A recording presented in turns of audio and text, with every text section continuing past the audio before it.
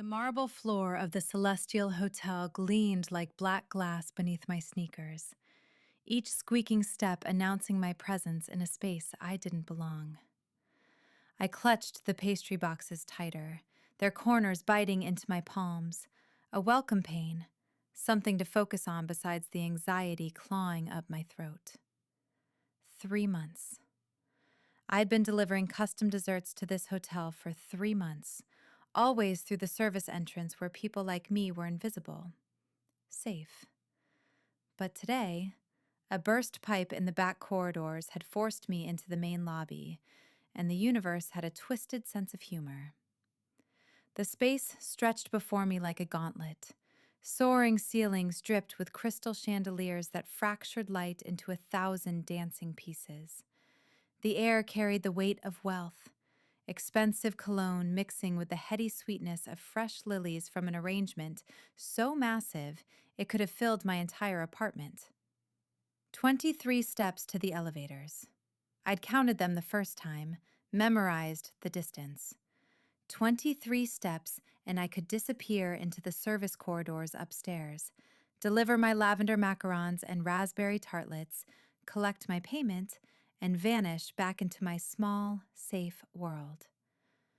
I made it to step 15 before my past caught up with me. Aurora! That voice. God, that voice. Familiar tenor with its wine-soaked edges. The tone that used to sound like safety before I learned it was a cage. My stomach dropped. Ice flooded my veins. I didn't turn. Couldn't turn. Maybe if I kept walking, he'd think he was wrong. Maybe reality would bend just this once and let me slip through its cracks unnoticed. Aurora, wait! I know that's you! Footsteps, quick, determined. The sound of someone who'd never learned that no was a complete sentence. My pulse hammered against my ribs. 15 steps became 14, 13. My fingers tightened on the pastry boxes until the cardboard threatened to buckle. Don't you dare ignore me! His hand clamped onto my shoulder, spinning me with enough force that I nearly lost my grip. The boxes wobbled dangerously. $300 worth of delicate French pastries, threatening to become an expensive mess on the polished marble. Braden looked exactly as he had 6 months ago when I'd finally escaped. Sandy hair styled with too much product, creating that effortlessly casual look that actually took an hour and cost more than my rent. Pale blue eyes that I'd once thought were kind before I understood the calculation behind them. The expensive suit, Brooks Brothers probably, purchased with his parents' money since he'd never held a job longer than 3 months. His cologne hit me like a physical force. That same overwrought designer scent he'd always worn, the one that used to cling to my clothes and hair until I couldn't smell anything else. My stomach turned. I need to make my delivery, I said, amazed that my voice emerged steady when everything inside me was screaming. Please, let me go. Let you go? His laugh came sharp and bitter, slicing through the refined atmosphere of the lobby. Like you let me go? Just vanished one day? Blocked my number? Wouldn't answer the door? We were supposed to get married, Aurora. We were never supposed to get married. I took a step back, desperate for distance, for air, for anything that didn't smell like his cologne and broken promises. I gave your ring back. I explained everything in my letter. Your letter. He spat the words like they'd gone rotten in his mouth. 2 years together, and you end it with a letter. Do you have any idea how that made me look? How my mother reacted? How everyone at the club laughed behind my back? There it was. The thing about Braden, everything always circled back to him. His image, his standing, his precious reputation at that country club where people measured their worth in golf handicaps and stock portfolios. I'd spent 2 years trying to shrink myself small enough to fit into his vision of the perfect girlfriend, baking elaborate desserts for his networking events, smiling through his subtle criticisms about my appearance, my career choices, my charming little hobby that he tolerated like a parent indulging a child. The day I'd moved into my tiny apartment above the bakery, taking only what I'd brought into the relationship, had been the first time I'd breathed freely in months. "I'm sorry you were hurt," I managed, aiming for calm despite my racing heart. "But we weren't right for each other. You know that." "What I know is that you owe me an explanation. A real one. Face to face." His hand shot out, gripping my wrist. Not hard enough to bruise. Braden was too smart for that, too aware of optics, but firm enough to communicate that I wasn't leaving until he allowed it.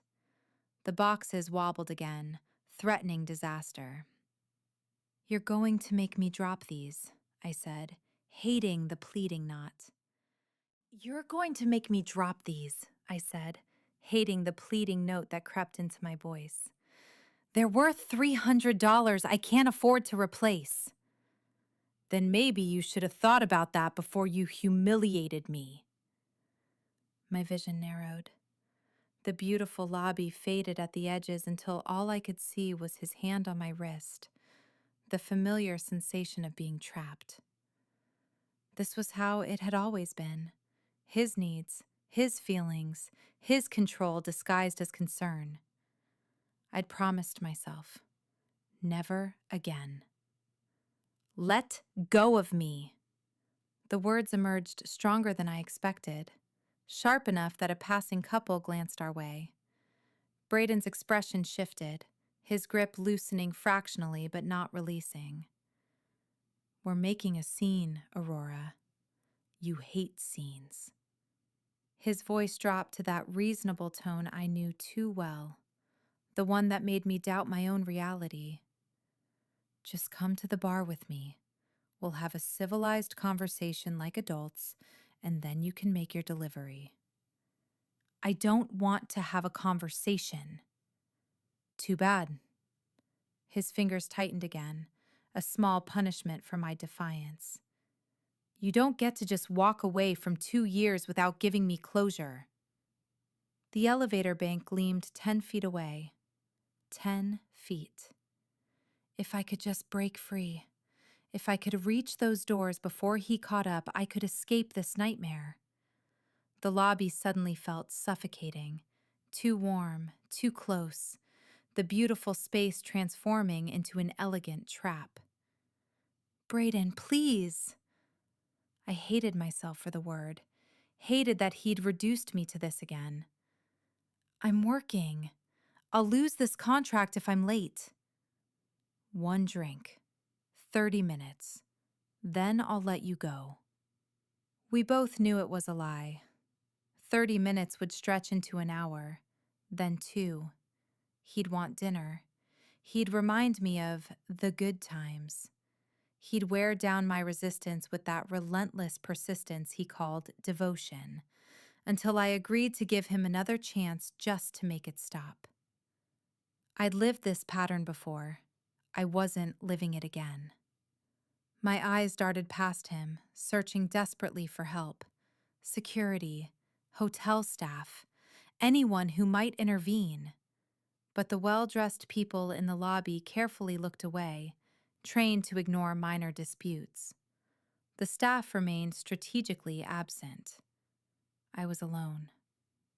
The realization galvanized something inside me. My friend Jenna's voice echoed in my head from those self-defense classes she'd dragged me to. "Surprise is your best weapon. Don't telegraph, just move." I twisted sharply, using the technique we'd practiced on crash mats in a community center gym. Braden's grip broke. The pastry boxes listed dangerously, but I caught them, spinning away with my heart in my throat. "Aurora!" His shout echoed through the refined space, bouncing off marble and crystal. I didn't look back. My sneakers squeaked as I lunged for the elevators, my hand slamming against the call button. Once, twice, 3 times, as if desperation could summon the car faster. Behind me, his footsteps gained ground. The elevator chimed, soft, almost musical.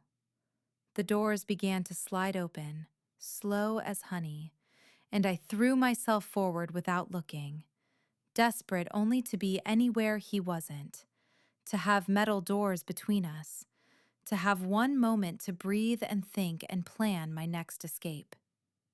My shoulder collided with something solid, warm, unmovable.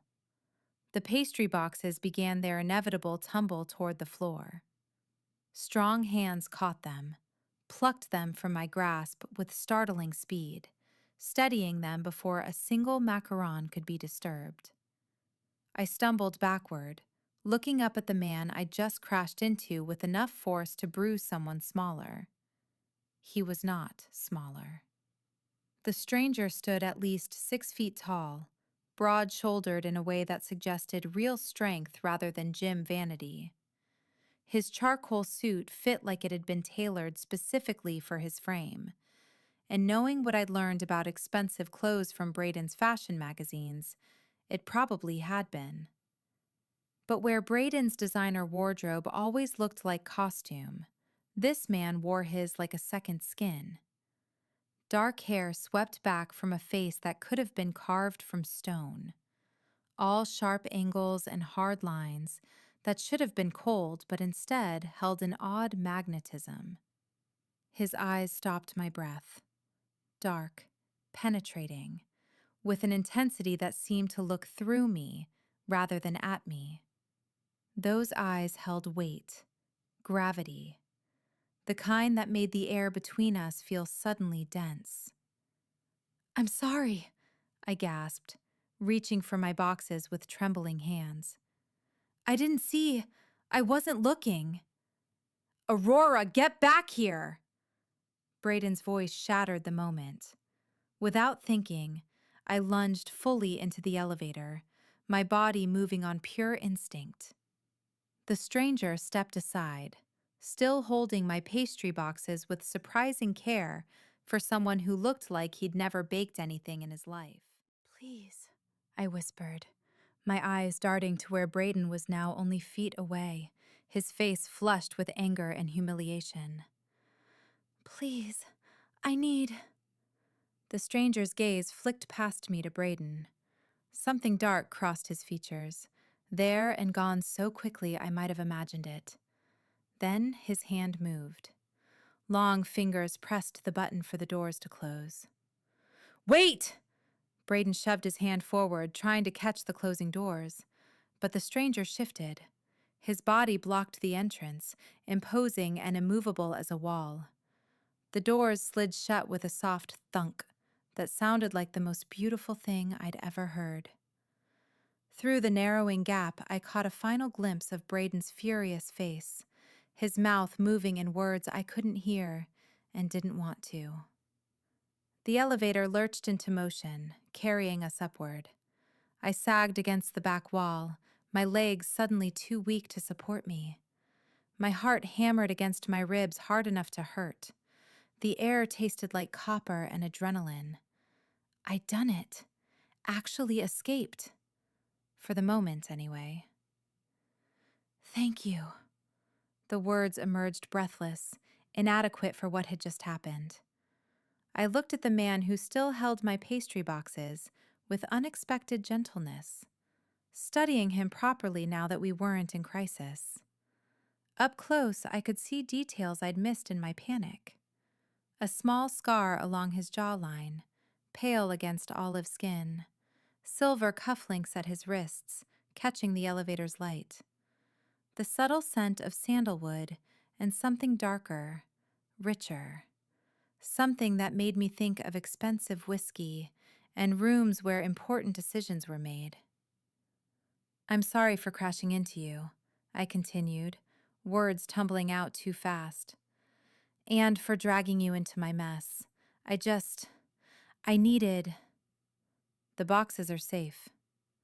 His voice was low, controlled, with an accent I couldn't quite place. Italian, maybe? Or further east? That seems to be what matters most to you. I laughed, high and shaky, the sound of fraying nerves. They're not just boxes. They're 2 weeks of grocery money, and the reason I still have this contract. He glanced down at the pastry containers, then back to me. Those dark eyes cataloged details with the same precision I used when decorating cakes, looking for flaws and asymmetries. What floor? Penthouse kitchen, I managed. P, I think.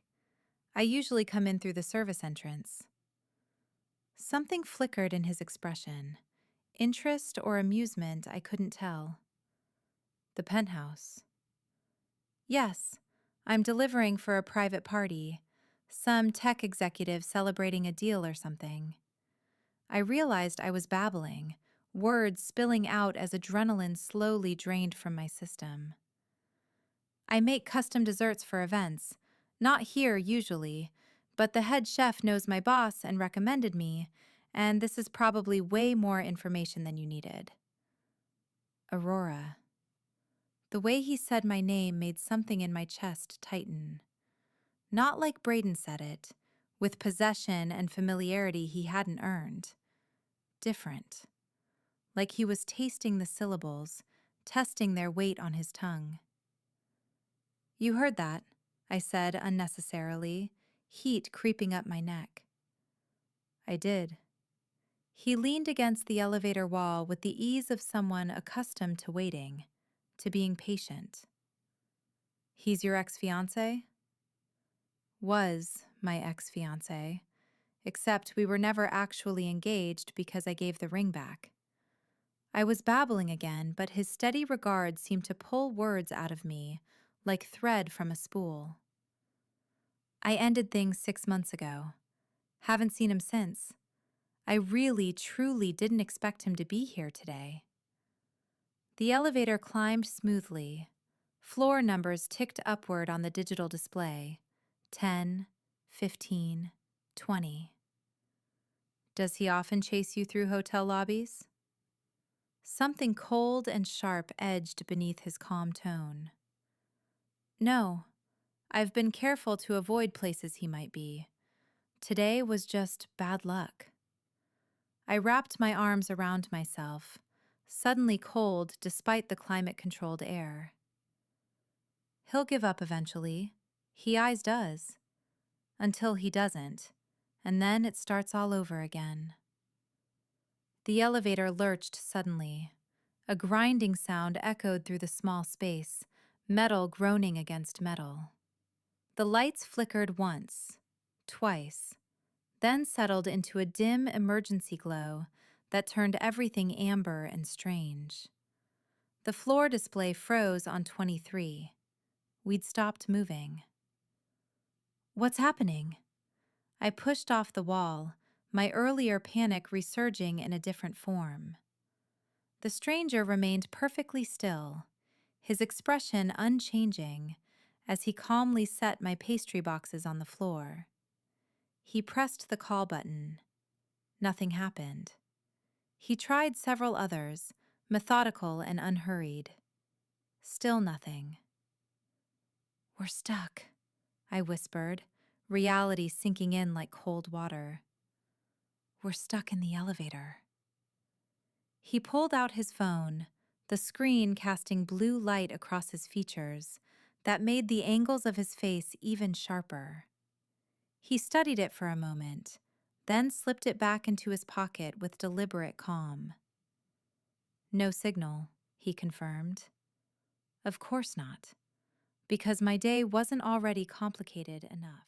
I'd escaped Braden only to trap myself in a metal box suspended hundreds of feet above the ground with a complete stranger.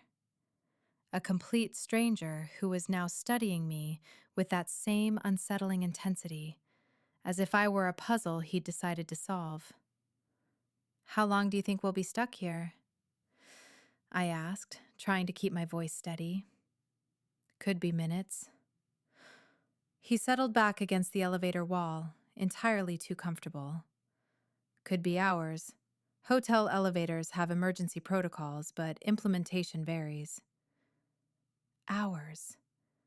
I could be stuck here for hours with him. The stranger, and I really needed to stop thinking of him as the stranger, watched me with those dark, penetrating eyes. His posture suggested someone accustomed to waiting, to being patient, someone who'd learned to use stillness as a weapon.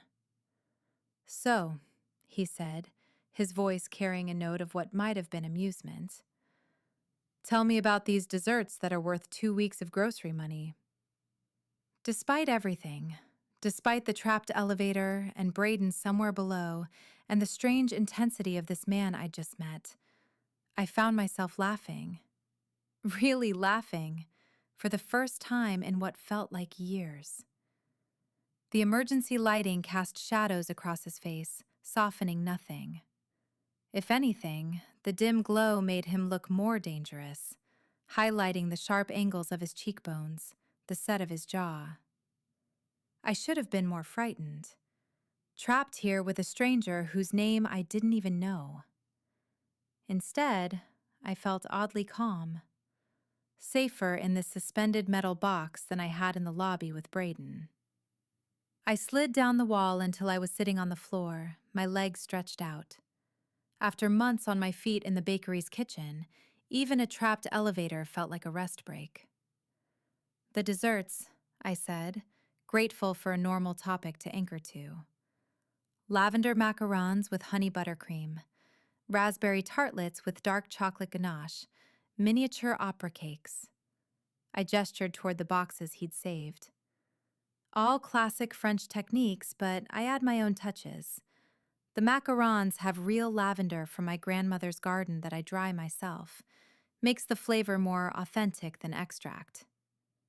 "Your grandmother taught you to bake?" He asked it casually, but I sensed real curiosity beneath the words. "She taught me everything." The familiar story soothed my frayed nerves.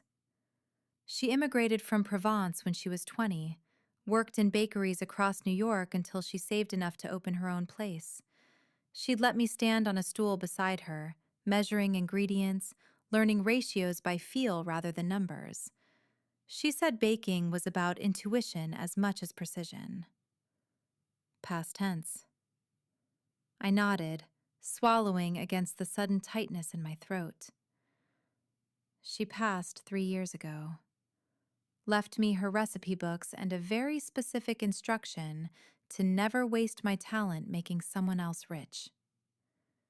"Yet you work for someone else's bakery." "For now." I met his gaze. "I'm saving to open my own place. It's slow going, but I'm getting there." The stranger lowered himself to sit across from me, movements controlled and precise. Even sitting on an elevator floor, he maintained an air of command that seemed built into his bones. "How much more do you need?" That's a very personal question from someone whose name I don't know. Something flickered in those dark eyes. Amusement, maybe. "Luca." He said it simply, like a gift he was choosing to give. Just that. No last name, no context. An offering of trust, however small. "Luca," I repeated, testing the shape of it. The name fit him somehow, sharp and elegant, and just foreign enough to be interesting. "How much more, Aurora?" The way he said my name again made my skin prickle with awareness. I told myself it was just the enclosed space, the adrenaline still working through my system, the surreal nature of this entire situation. "About $40,000. The number felt impossible, a mountain I'd been climbing with a teaspoon. "I have 15 saved. The rest will take me another 2 years, if everything goes perfectly, which it never does." "And your ex-fiancé, he didn't help with this dream?" I laughed, bitter and sharp. Braden thought working in a bakery was charming when we met. Quaint, like I was playing at having a career. I picked at the hem of my shirt, black fabric already dusted with powdered sugar from this morning's work. But when it came to actual marriage, he expected me to give it up, told me his income would be more than enough, that I could bake as a hobby, make desserts for his business associates' parties, his mother's charity events. You said no. Eventually. The admission felt heavy. It took me too long to say it, though. I kept thinking maybe I was being unreasonable. Maybe compromise meant giving up what I wanted for what he needed. That's what he told me anyway. Luca's expression hardened, something cold settling over his features. He was wrong. The certainty in his voice startled me. We'd known each other for all of 15 minutes, most of them in crisis. Yet he spoke with absolute conviction about my worth, my choices. "You don't know me," I said softly. "How can you be so sure?" "I know men like him." Something dark layered beneath those words, meanings I couldn't quite reach. Men who see people as possessions, as things to be controlled and displayed. They don't deserve loyalty. The elevator gave a small shudder, making my heart skip. But we didn't start moving again. Just a reminder that we were suspended in space, entirely dependent on machinery and luck. "What about you?" I asked, needing to shift focus away from myself. "What brings you to the Celestial on a Wednesday afternoon?" "Business meeting." He checked his watch.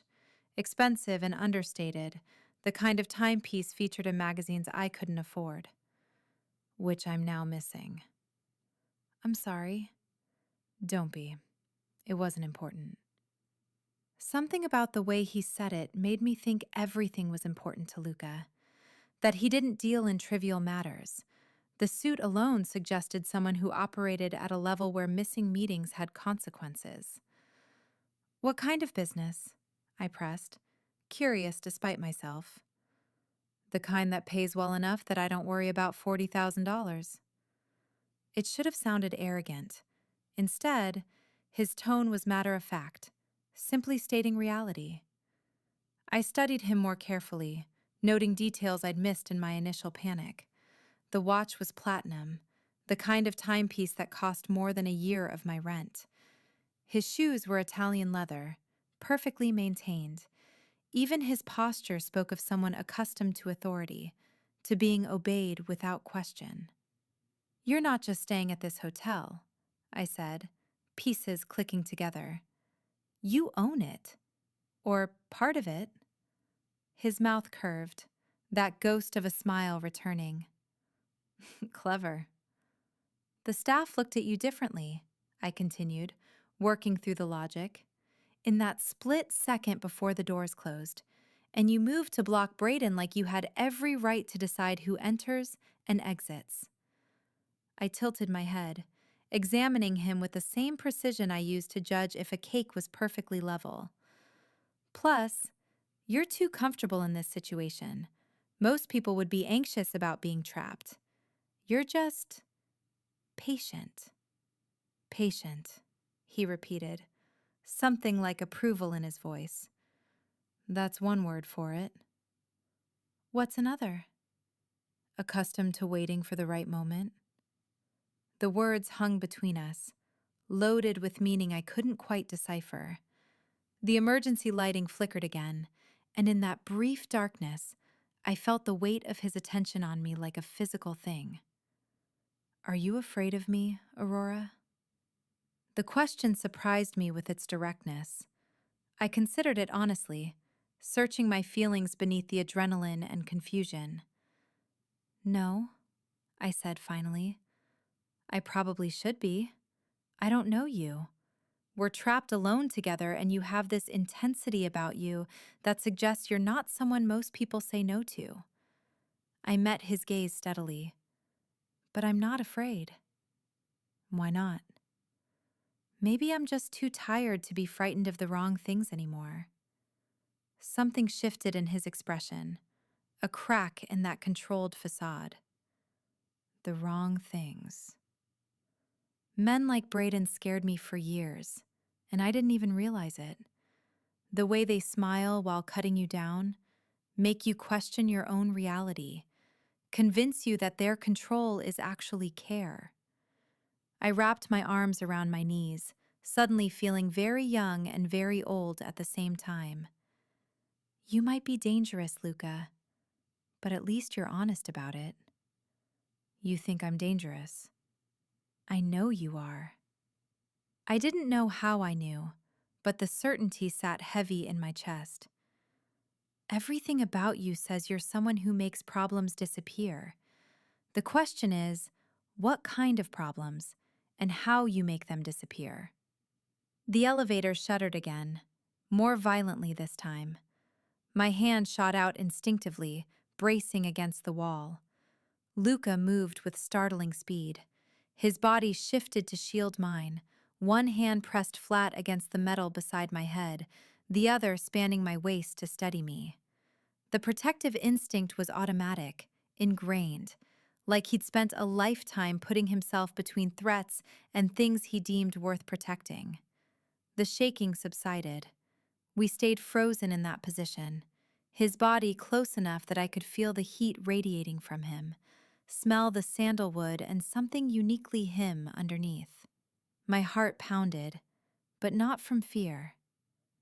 I should move, he said quietly, but didn't. Probably, I agreed, but didn't pull away. His eyes searched mine, that dark intensity focused entirely on me.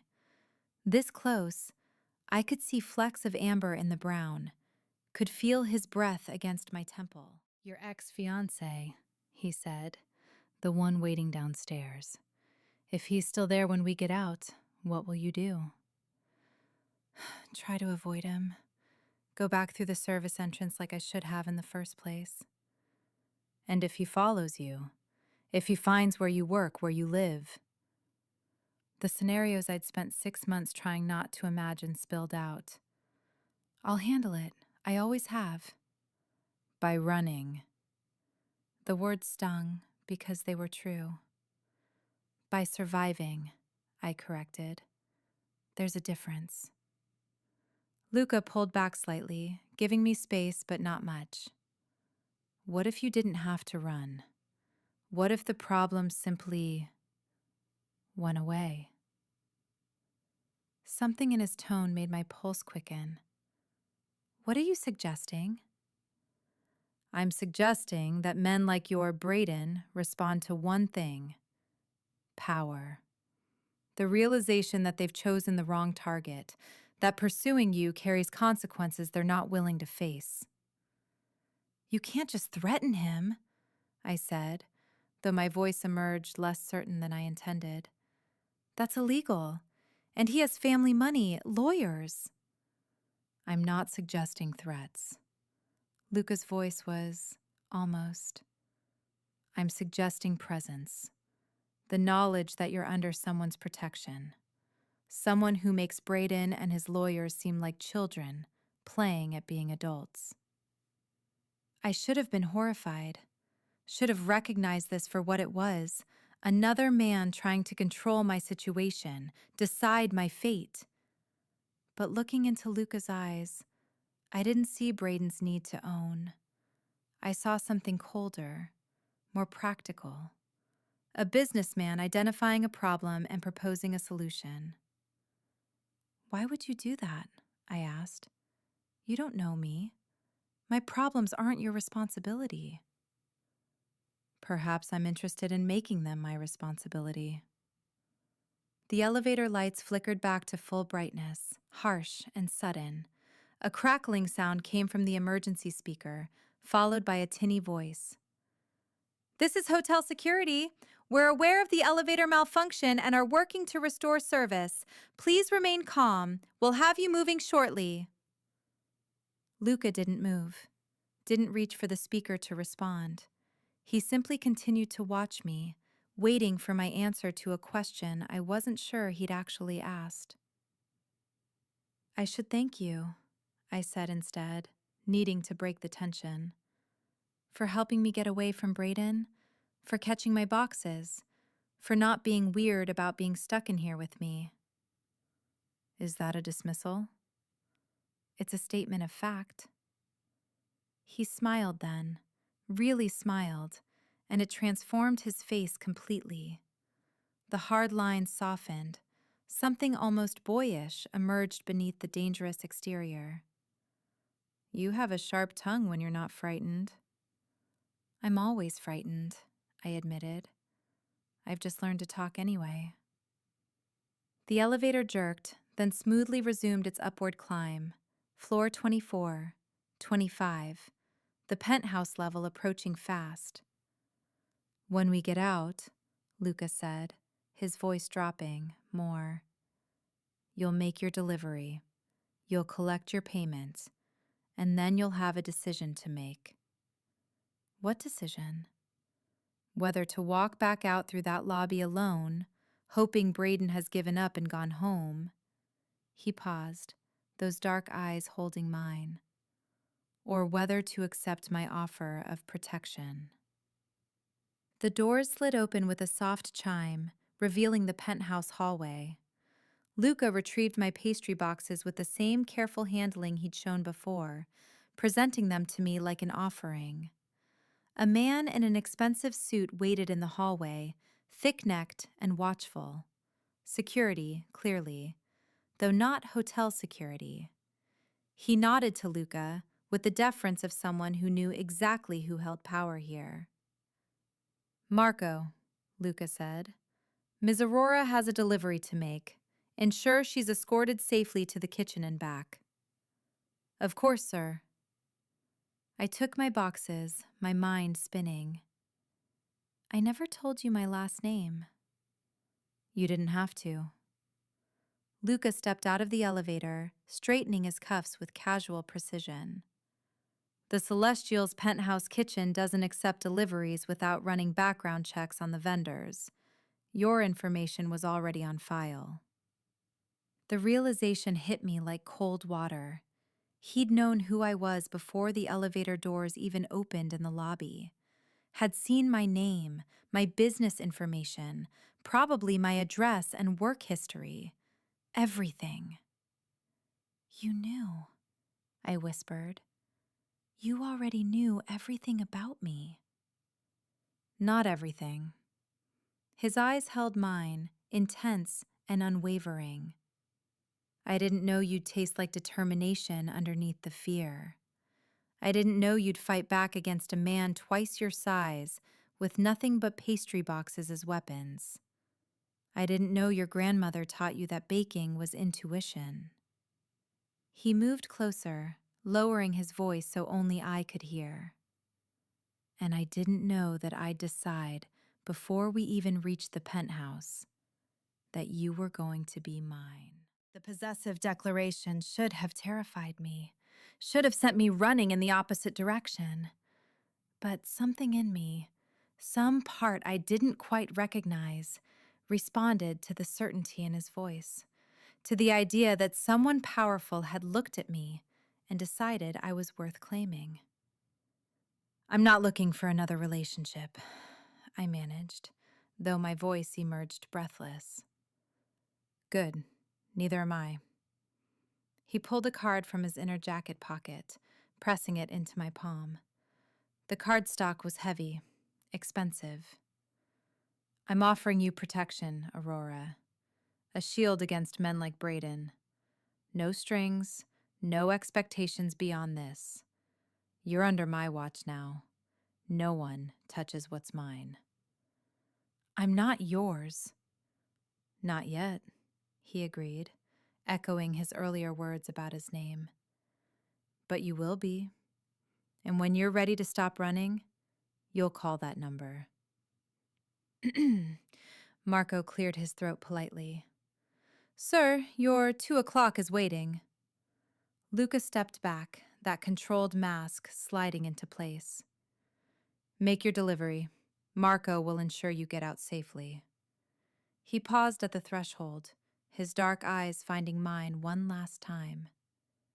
"And Aurora, choose the service exit today. But eventually, you'll walk through the front lobby with your head high, because no one who belongs to me hides in the shadows." Marco escorted me to the penthouse kitchen with professional efficiency, his presence solid and unwavering behind me. The kitchen staff accepted my desserts with barely a glance, inspecting each piece for damage before dismissing me to collect my payment. $300 in cash, handed over with the same indifference they'd shown my macarons. "Mr. Rossi wanted me to ensure you got to your vehicle safely," Marco said as we descended in the service elevator. His accent was faint but present, Italian, like the hint I'd caught in Luca's voice. "Where are you parked?" "I don't have a car. I took the subway." Something flickered in his expression. Disapproval, maybe, or concern. "Mr. Rossi won't like that." "Why? Because I turned down a business meeting in a hotel lobby?" I tried to keep my voice light, but anxiety crept in at the edges. "Braden's annoying, not dangerous." Marco's look suggested I was being dangerously naive. "Men become dangerous when their pride is wounded, miss. Your ex made a scene in a very public place. That kind of humiliation breeds resentment." The service elevator opened to a bland hallway, all the glamour of the main hotel stripped away to reveal utilitarian bones. We walked past laundry carts and supply closets until reaching a door marked Staff Exit. Marco pushed it open, scanning the alley before gesturing me through. "The subway entrance is 2 blocks west. I'll walk you there." "That's really not necessary." "It is." He said it with the finality of someone following orders he wouldn't disobey. Mr. Rossi was very clear. We emerged into late afternoon sunlight. The alley gave way to a side street where delivery trucks idled and restaurant workers took smoking breaks. The city noise enveloped me, car horns and distant sirens, and the perpetual hum of humanity that was New York's soundtrack. I tried to process what had happened. 2 hours ago, I'd been running from Braden. Now I had a security escort and a business card from a man who'd casually claimed ownership over people he'd just met. The rational part of my brain screamed that this was wrong, that accepting Luca's protection meant entering a world I didn't understand and couldn't control. But another part, the part exhausted from 6 months of looking over my shoulder, found dangerous comfort in his certainty. "What exactly does Mr. Rossi do?" I asked Marco as we walked. He said business, but that could mean anything. Marco's expression remained neutral. "Mr. Rossi has many interests. Real estate, hospitality, import-export. He's a very successful man." "That's a politician's answer. You didn't actually tell me anything." A slight smile cracked his professional demeanor. "You're observant. Mr. Rossi likes that." "So he discussed me with you." "He discusses everything with me. I've worked for him for 12 years. Marco guided me around a puddle left from the morning's rain. "In that time, I've never seen him take personal interest in someone so quickly. You should consider that significant." Or concerning. Both can be true. We reached the subway entrance, crowds flowing up and down the stairs in constant streams. Marco stopped, his eyes scanning the people around us with professional vigilance. "You have his card," he said. "When you decide to use it, and you will, call any time, day or night. Someone would answer." "What makes you so sure I'll call?" "Because right now, You're thinking about whether your ex-fiancé knows your subway route, whether he might be waiting at your stop, whether going home means walking into another confrontation. Marco's voice gentled slightly. Mr. Rossi can make those worries disappear. All you have to do is ask. He was right. I hated that he was right. The thought of descending into the subway, of the walk from the station to my apartment, of being alone and vulnerable, it made my stomach clench with anxiety I'd been suppressing. "Thank you for the escort," I said, instead of addressing his point. Marco nodded once, then turned and walked back toward the hotel. I descended into the subway, paid my fare, and positioned myself in the middle of the crowded platform. Safer there, surrounded by people, visible. My phone buzzed. A text from Jenna. "You're late. Everything okay? Did the delivery go well?" I typed back, "Long story. Home soon." The train arrived with its usual screech of brakes and blast of stale air. I pushed into a middle car, found a spot near the doors where I could see everyone around me.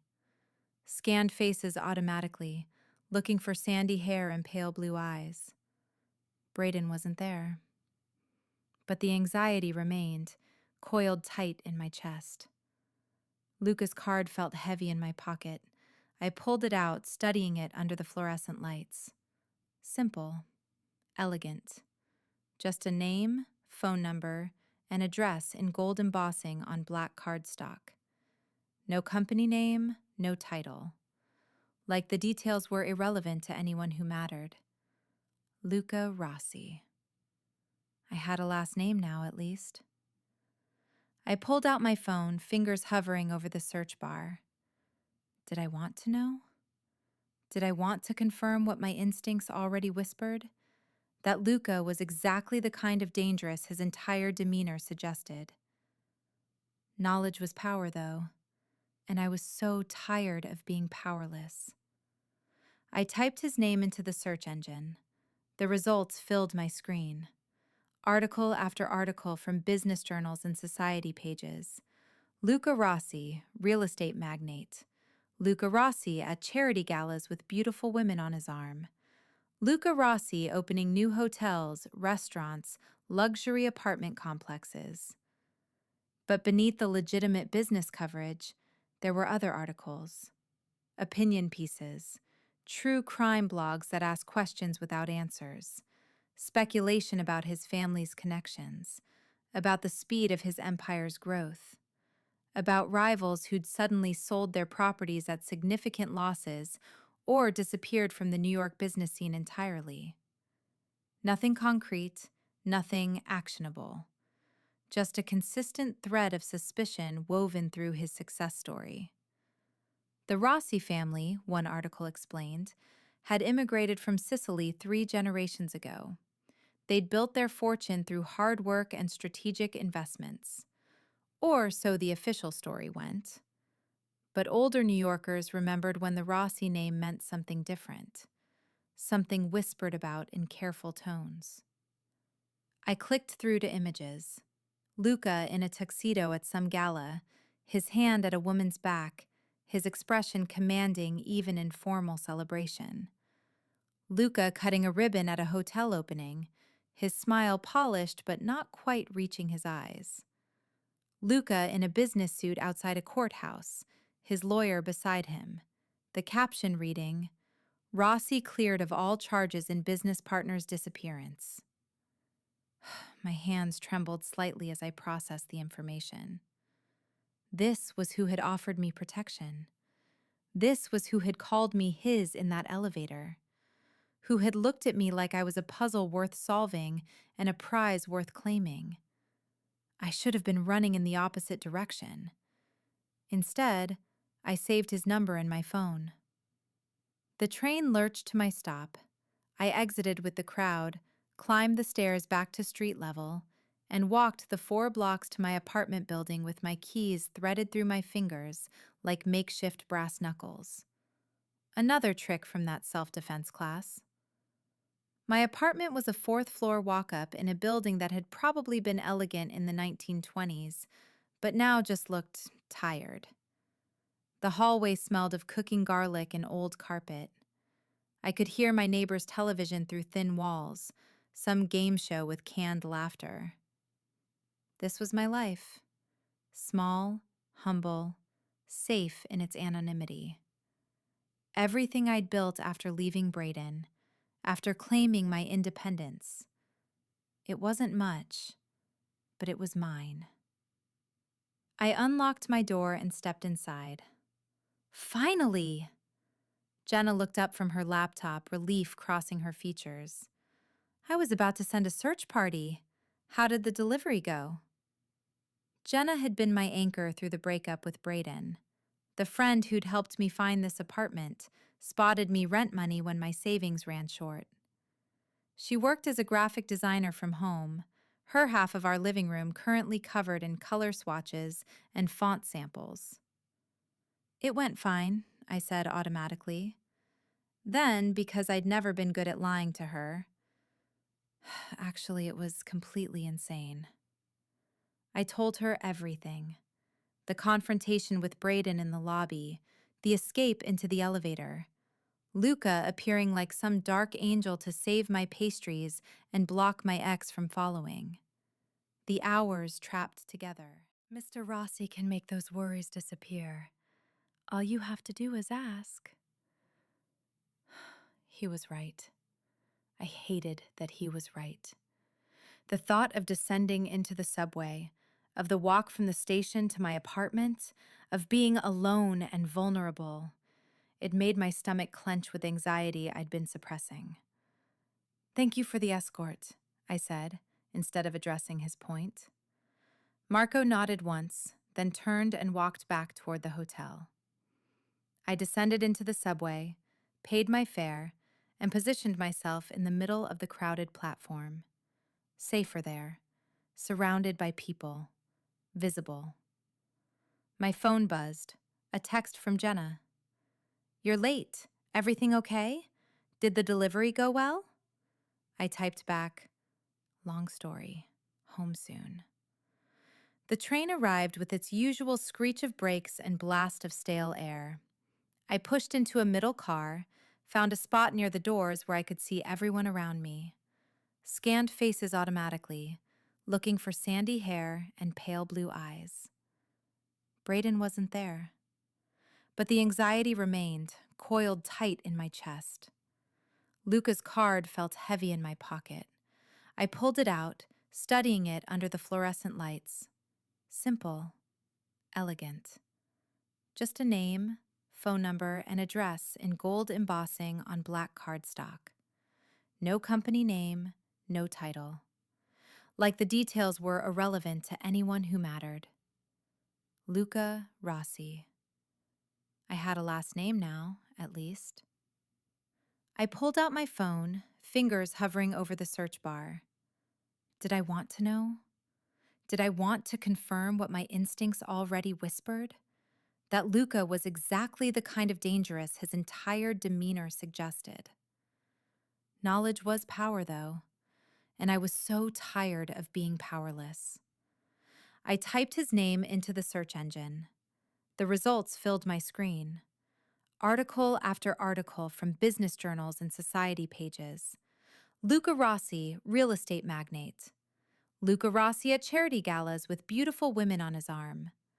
Luca Rossi opening new hotels, restaurants, luxury apartment complexes. But beneath the legitimate business coverage, there were other articles. Opinion pieces. True crime blogs that asked questions without answers. Speculation about his family's connections. About the speed of his empire's growth. About rivals who'd suddenly sold their properties at significant losses or disappeared from the New York business scene entirely. Nothing concrete, nothing actionable. Just a consistent thread of suspicion woven through his success story. The Rossi family, one article explained, had immigrated from Sicily 3 generations ago. They'd built their fortune through hard work and strategic investments. or so the official story went. But older New Yorkers remembered when the Rossi name meant something different, something whispered about in careful tones. I clicked through to images. Luca in a tuxedo at some gala, his hands at a woman's back, his expression commanding even in formal celebration. Luca cutting a ribbon at a hotel opening, his smile polished but not quite reaching his eyes. Luca in a business suit outside a courthouse, his lawyer beside him. The caption reading, "Rossi cleared of all charges in business partner's disappearance." My hands trembled slightly as I processed the information. This was who had offered me protection. This was who had called me his in that elevator, who had looked at me like I was a puzzle worth solving and a prize worth claiming. I should have been running in the opposite direction. Instead, I saved his number in my phone. The train lurched to my stop. I exited with the crowd, climbed the stairs back to street level, and walked the 4 blocks to my apartment building with my keys threaded through my fingers like makeshift brass knuckles. Another trick from that self-defense class. My apartment was a 4th-floor walk-up in a building that had probably been elegant in the 1920s, but now just looked tired. The hallway smelled of cooking garlic and old carpet. I could hear my neighbor's television through thin walls, some game show with canned laughter. This was my life. Small, humble, safe in its anonymity. Everything I'd built after leaving Braden, after claiming my independence. It wasn't much, but it was mine. I unlocked my door and stepped inside. Finally! Jenna looked up from her laptop, relief crossing her features. I was about to send a search party. How did the delivery go? Jenna had been my anchor through the breakup with Braden. The friend who'd helped me find this apartment, spotted me rent money when my savings ran short. She worked as a graphic designer from home, her half of our living room currently covered in color swatches and font samples. It went fine, I said automatically. Then, because I'd never been good at lying to her, actually, it was completely insane. I told her everything. The confrontation with Braden in the lobby, the escape into the elevator, Luca appearing like some dark angel to save my pastries and block my ex from following.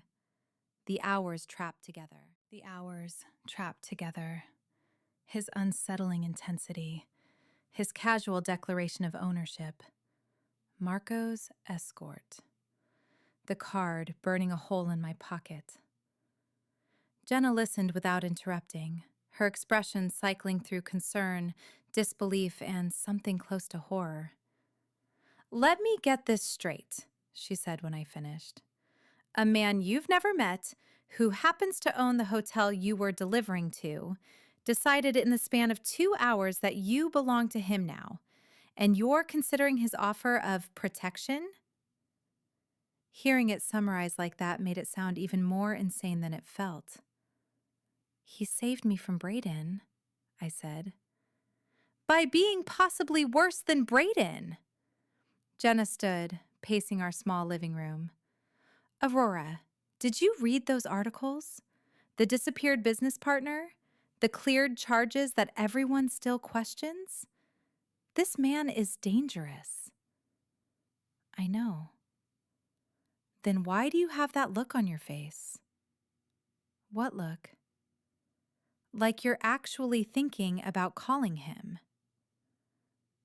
She grabbed my shoulders, forcing me to meet her eyes. "Listen to me. I love you, and I will support you through anything. But this is how women end up on true crime podcasts." I pulled away, moving to the window that overlooked our street. From here, I could see the bodega on the corner where I bought milk, the bus stop where I waited on rainy mornings, the coffee shop where I sometimes treated myself to a latte. My world. small and safe and entirely mine. Except it didn't feel safe anymore. Not with Braden knowing where I worked, where I made deliveries. Not with 6 months of running catching up to me in a hotel lobby. What if she's right? I asked quietly, my reflection ghostly in the glass.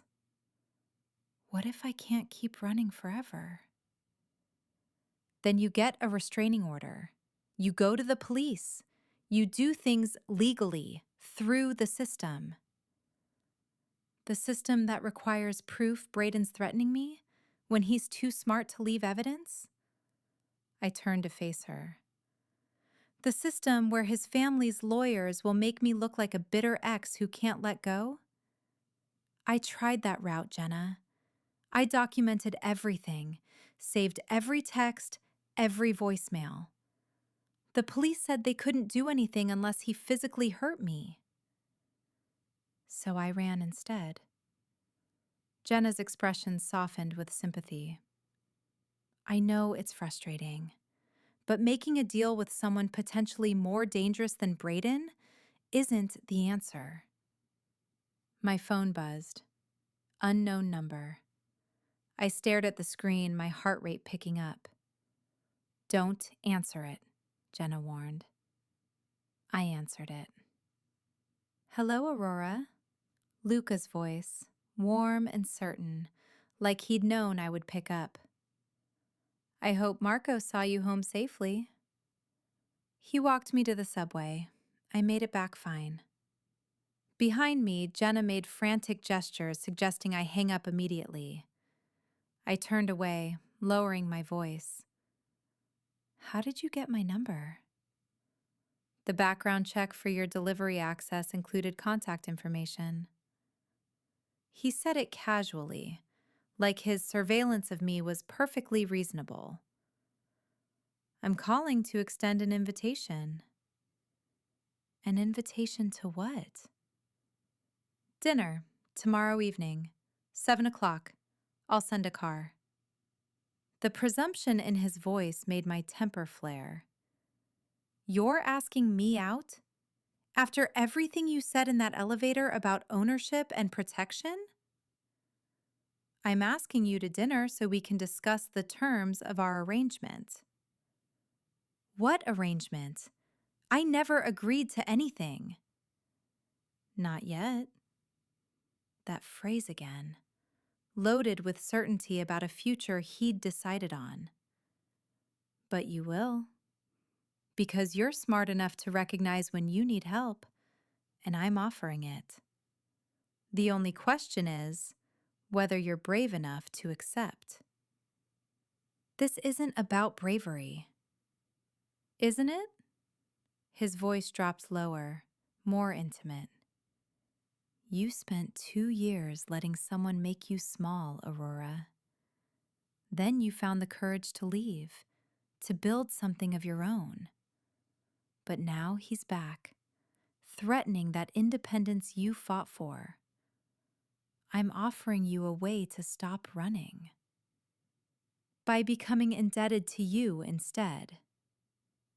By becoming protected by me. There's a difference. I closed my eyes, torn between logic screaming that this was wrong and exhaustion whispering that maybe, just maybe, I could stop fighting alone. One dinner, I heard myself say. Just to talk about what you're proposing. No commitments beyond that. One dinner, he agreed. I'll have Marco collect you at 6:30 tomorrow. I can take the subway. You could, he acknowledged, but you won't.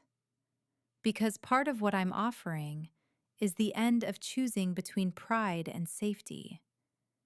You don't have to pretend anymore that you're not exhausted from looking over your shoulder. The understanding in his voice cracked something in my chest. He saw through the brave face I'd been maintaining, straight to the fear underneath. 6:30. I repeated softly. Wear something comfortable. This isn't about impressing me. He paused. You already have. He ended the call before I could respond. I turned to find Jenna watching me with concern etched across her face.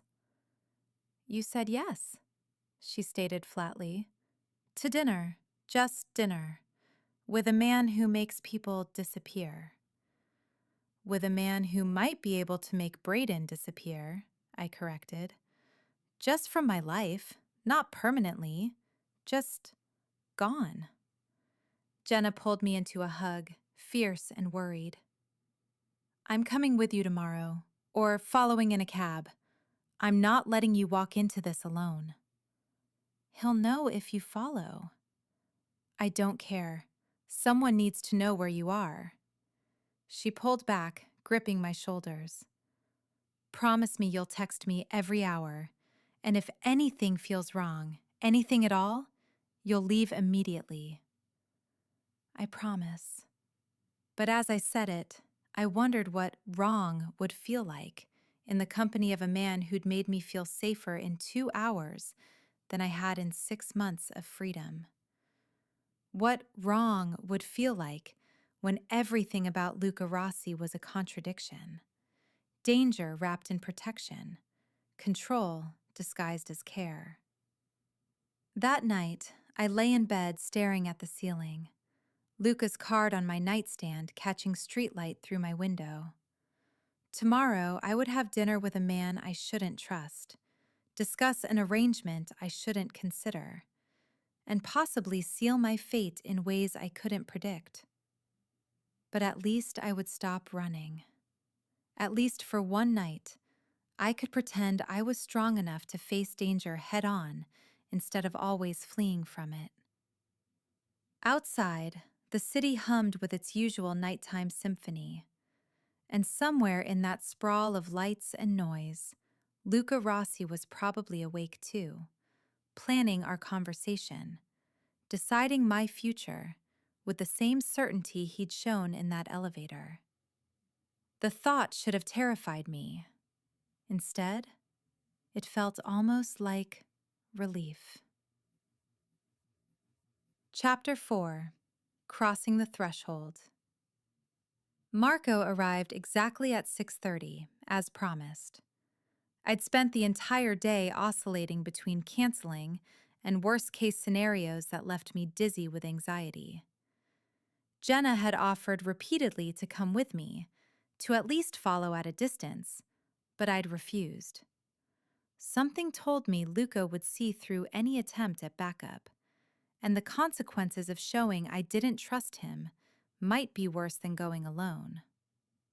I'd chosen a simple navy dress from my limited wardrobe, the kind I wore to important client meetings, professional, but not trying too hard. My grandmother's gold locket hung at my throat, a talisman of courage I desperately needed. You look beautiful, Jenna said as I checked my reflection one final time. And terrified. Both accurate. Text me every hour. I mean it. I will. I hugged her quickly, then headed downstairs before I could change my mind. Marco waited beside a black sedan that was elegant without being ostentatious, the kind of car that said money without shouting it. He opened the back door for me with a slight bow. Ms. Aurora, Mr. Rossi is looking forward to your evening. Is he at the restaurant already? No, ma'am. Dinner will be at his residence. My stomach dropped. I thought we were going to a restaurant. Mr. Rossi prefers privacy for important conversations. Marco's tone suggested this wasn't negotiable. His home is fully staffed. You'll be perfectly safe. Safe. That word again, losing meaning with each repetition. I slid into the back seat, the leather cool against my skin. Marco closed the door and moved to the driver's seat. As we pulled away from my building, I texted Jenna. Change of plans. Dinner at his house. Will update soon. Her response came immediately. Absolutely not, Aurora. This is how people disappear. I'll be fine. Promise. If I don't hear from you by 9, I'm calling the police. I pocketed my phone, watching the city slide past tinted windows. We drove north, leaving my familiar neighborhood behind for streets lined with increasingly expensive buildings.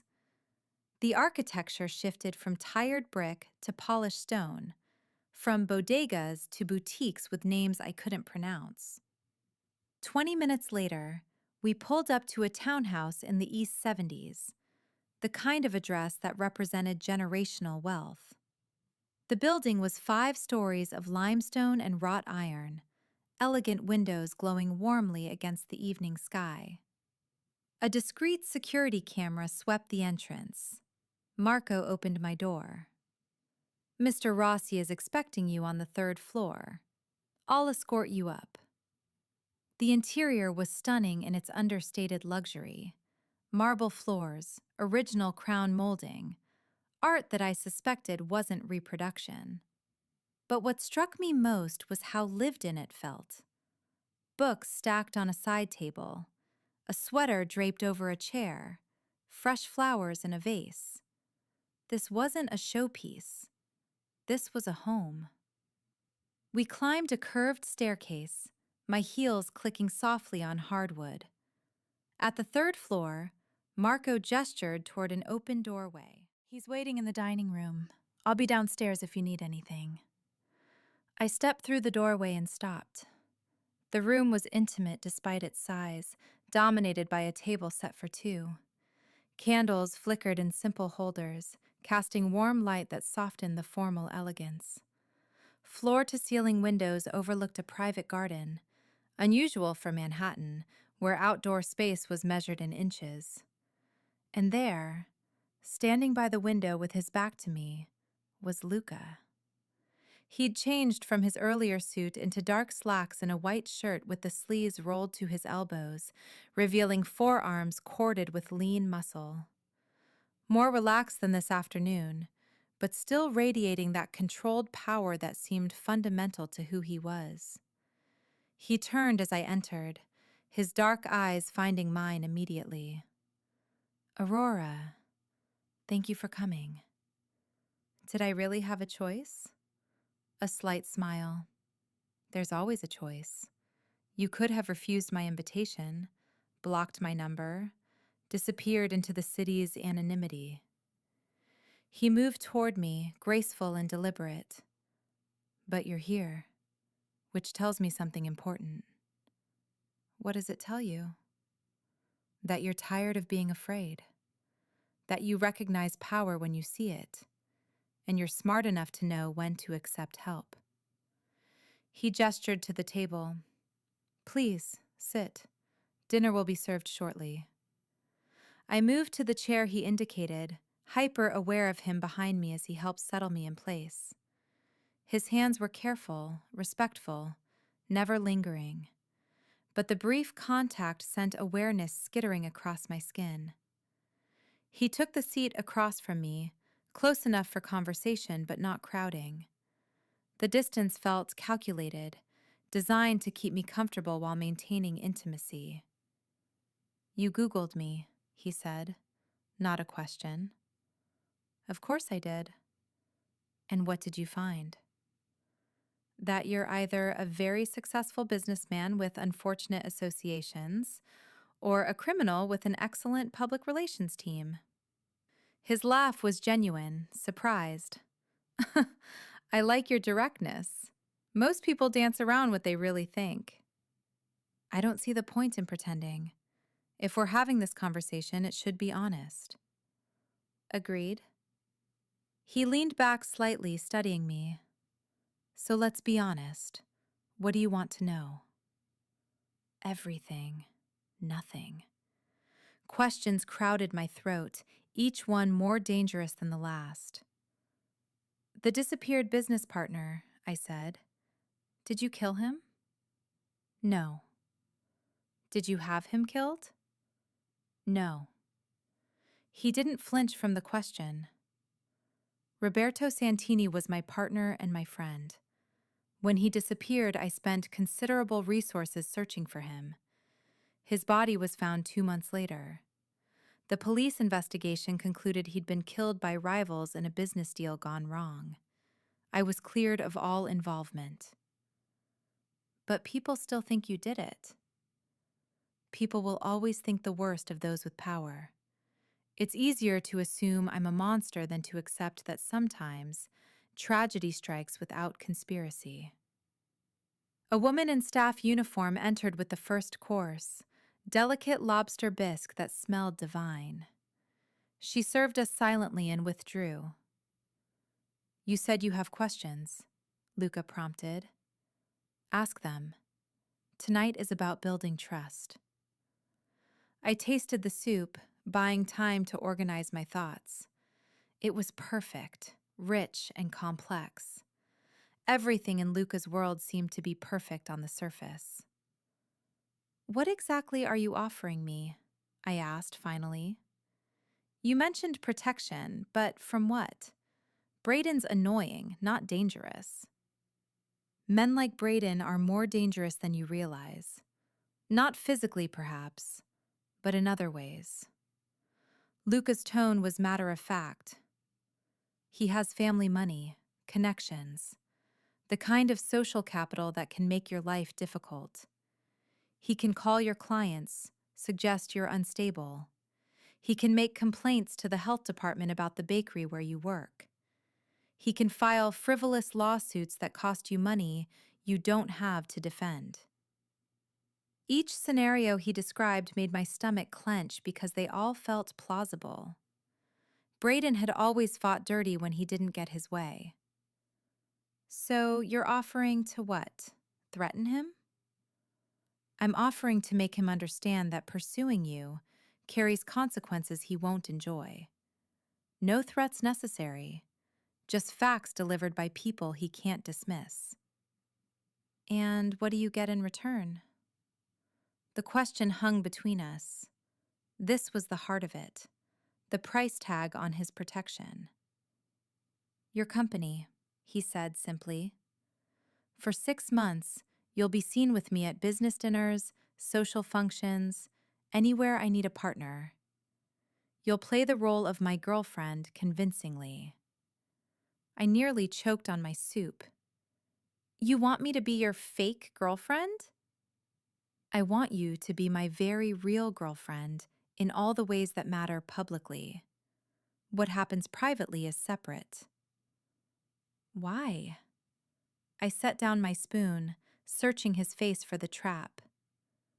You could have any woman you want. Why me? Because most women who would date me want something. Money, status, access to my world. His gaze held mine steadily. You want none of those things. You want independence, safety, the freedom to build your bakery dreams without interference. He leaned forward slightly. And because you intrigue me, Aurora, you stood up to me in that elevator, called me dangerous to my face, and didn't flinch. Do you know how rare that is? Maybe I'm just stupid. You're many things. Stupid isn't one of them. The main course arrived, perfectly seared duck breast with cherry reduction. The woman who served us refilled our wine glasses and disappeared again, like a ghost. 6 months, I repeated, processing. What happens after? After 6 months, we reassess. By then, Braden will have moved on. You'll have built a buffer of savings from not paying rent since you'll be living here. And you'll have connections in the city's business community that will help when you open your bakery. Living here? My voice rose. That wasn't part of the deal. It's necessary for the arrangement to be convincing. A girlfriend who lives separately raises questions. He cut his duck with precise movements. You'll have your own suite, complete privacy. I have 5 floors, Aurora. We don't have to see each other if you don't want to. But I have a roommate, a lease, a life. Your roommate can find a new living situation. I'll cover any penalty for breaking your lease. As for your life, you'll simply be living it from a different address. He made it sound so simple, so reasonable.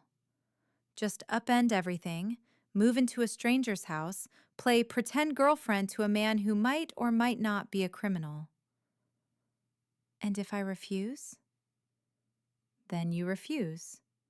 I drive you home, you never hear from me again, and you handle Brayden however you see fit. No threat in his voice, just acceptance. But you came here tonight, Aurora. You're considering this. Why? Because I was exhausted. Because 6 months of running had worn me down to nothing. Because the thought of someone powerful putting themselves between me and Brayden felt like oxygen after drowning. Because despite every logical reason to refuse, something in me responded to Luca's certainty. His absolute conviction that he could keep me safe. I need to think about it, I said. Of course, take the time you need. He paused. But while you're thinking, consider this. Tomorrow, Brayden will wake up and decide whether to pursue you further. He'll weigh his options, maybe call his lawyer, his well-connected father. He'll strategize how to make your life difficult until you agree to talk to him, to give him the closure he thinks he deserves. Each word landed like a stone in my chest because I knew he was right. Or, Luca continued, tomorrow Brayden wakes up to a visit from associates of mine. Very polite, very professional. They explain that his interest in Aurora Reyes has become noticed by people he doesn't want noticing him. They suggest, for his own well-being, that he move on. They leave, and he never bothers you again. Just like that. Just like that. I wanted to believe it could be that simple. Wanted to believe someone could snap their fingers and make my problems disappear. What do these associates say to him exactly? What threats do they make? No threats, just information. The kind of information that makes a smart man realize he's out of his depth. Luca's expression was unreadable. Brayden isn't brave, Aurora. He's a bully who preys on people without protection. The moment he understands you have protection, he'll fold. And if he doesn't? Then additional measures are taken, but it won't come to that. The certainty in his voice should have been alarming. Instead, it felt like a lifeline. We finished dinner mostly in silence, both of us aware that a decision hung in the air between us, unspoken but pressing. Dessert was delicate panna cotta with berry compote that I barely tasted, my mind too busy cataloging consequences. After coffee, Luca stood, extending his hand. Let me show you something. I followed him down a hallway to a door he opened to reveal a bedroom suite that took my breath away. Soft grays and creams, a bed that looked cloud soft, windows overlooking the garden, an attached bathroom in marble and glass, a walk-in closet larger than my current bedroom. This would be yours, he said. Complete privacy. I'm on the 5th floor. You'd be here on the 3rd. Marco and other staff are on the 2nd floor. You'd have your own key, your own space, autonomy to come and go as you please. As long as I play the devoted girlfriend when needed. As long as you uphold your end of our arrangement, yes. I moved into the room, running my fingers along the dresser, testing the mattress. Everything was perfect, expensive, designed for comfort. A gilded cage, but a cage nonetheless. How many women have you made this offer to? None. You're the first.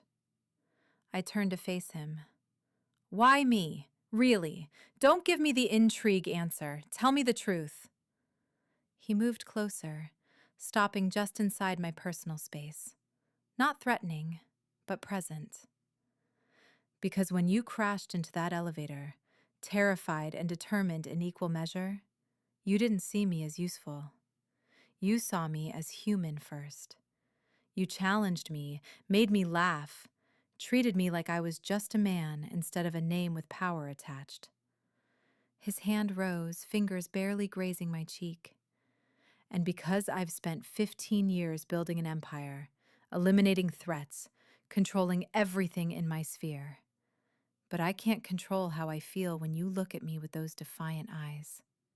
Can't control wanting to be the one who makes you feel safe. The admission hung between us, raw and honest. This is crazy, I whispered. Probably. I barely know you. You'll have 6 months to change that. What if I hate living here? What if the arrangement doesn't work? Then we end it. No penalties, no consequences. You walk away with savings, connections, and an ex-fiancé who's learned to leave you alone. It was too easy, too simple. Life didn't hand out solutions wrapped in attractive packages. But standing in that beautiful room, with Luca watching me like I was something precious, I wanted to believe it could be that uncomplicated. I need to talk to Jenna first, my roommate. She deserves to know what I'm considering. Of course, Marco will drive you home. Take tonight to think. Call me tomorrow with your decision. We went back downstairs, the evening wrapping around us like a question mark. At the door, Luca caught my hand. Aurora, whatever you decide, I want you to know something. His thumb brushed across my knuckles.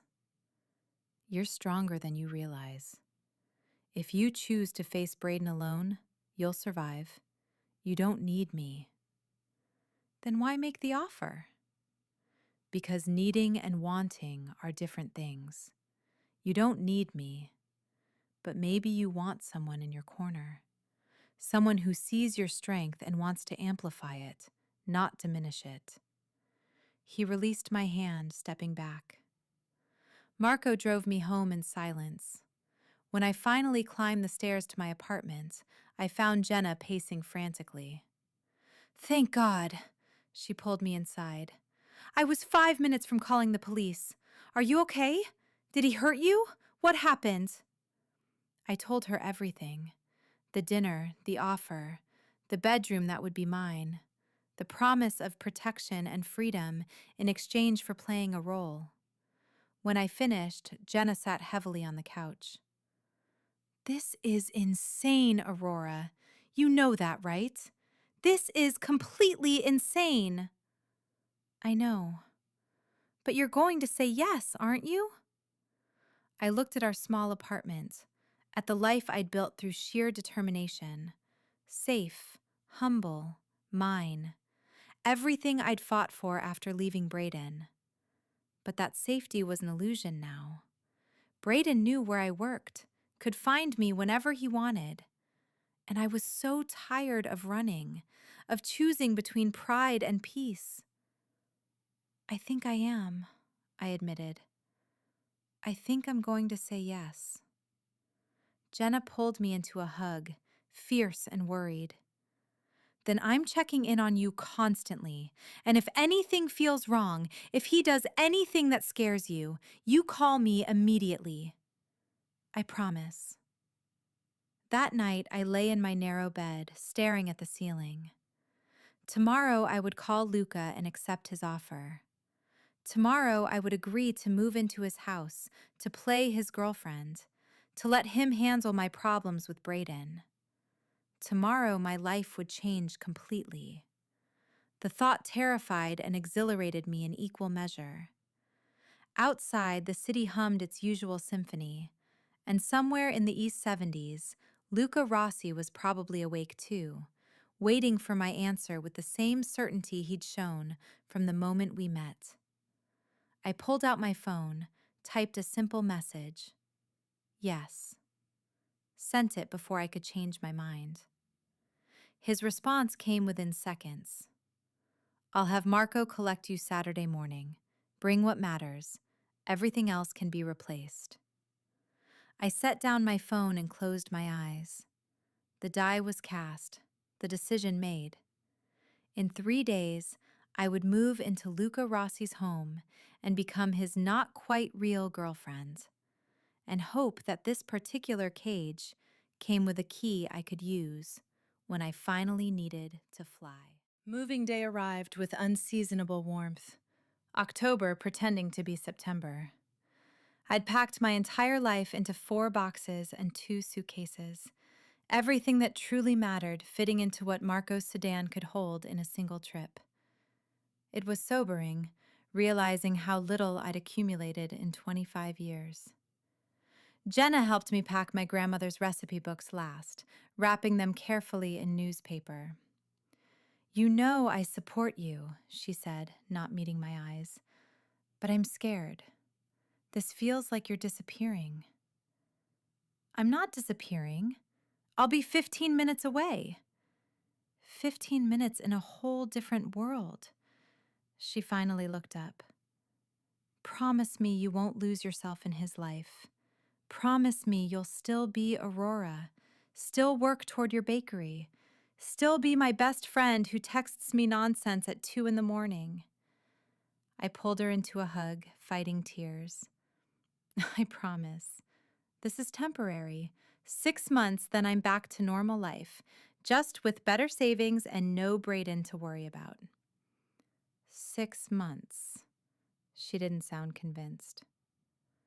Marco arrived exactly at 9, as scheduled.